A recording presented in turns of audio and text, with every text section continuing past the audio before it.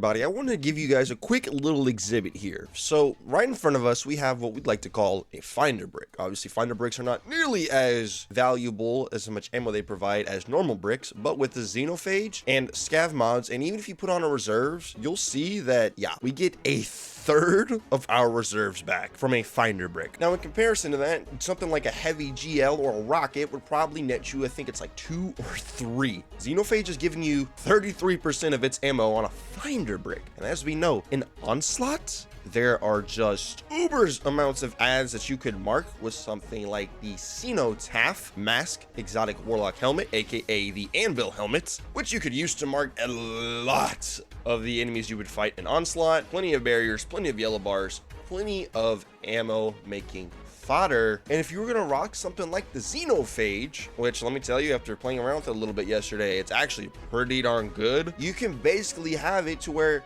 your Xenophage is going to be your primary weapon. I jokingly have stated that Gjallarhorn is my favorite primary inside of Onslaught. However, the ammo economy for Xenophage is even better. With one reserve mod, you'll take it from 28 to 34, which is the max that Xenophage can hold, even with triple, and being able to resupply your Xenophage ammo by such a large amount, little old finder bricks, aka heavy bricks that you can make very consistently, whether it's with Aeon finishers, Cenotaph marking, or just heavy ammo finder mods on your helmet. You can make a lot of these finder bricks, and if you pick them up with a solar scav and a solar reserve on your chest piece, you're going to fuel up your Xenophage and 3 finder bricks. That is it. You will be swimming in heavy ammo like Squidward was swimming in Krabby Patties in that one episode of SpongeBob. Now, a bit of a meme inside of Destiny has always been the term Xenocatalyst. Now, if you don't know the meme behind the term Xenocatalyst, think of it shooting at 900 RPM and never having to reload it. And low-key,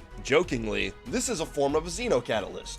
Maybe it's the second one, because there is actually no way that the ammo economy should be this insane. Picking up heavy bricks and getting this much heavy back is actually insane. In today's meta, in which you can print heavy ammo in so many different ways, having something like Xenophage on your back as your heavy weapon will prove to be really, really good. Xenophage in general is always a really good weapon. Maybe not so for like damage per se, but any situation where you got to deal with a lot of tanky yellow bars, elites, majors, champions, anything of that nature, Xenophage is always going to be really good because it's kind of brainless. You know, like a zombie could use it. It's point, pull the trigger. That's all the weapon is. Point, pull the trigger. You don't have to worry about ever hitting a crit because Xenophage is Xenophage. It doesn't get precision damage like that at all. Meaning you can take out these tanky, healthier enemies from a distance with a few shots of your Xenophage and move on about your business. Now, is it better than something like the Gjallarhorn inside of Legend Onslaught? I feel like in some situations it is, mainly its ammo economy, and in other situations, the Galley might be better, just in terms of clearing out just hordes of ads with insane efficiency. Galley is going to be better there, but in terms of dealing with demolitionists,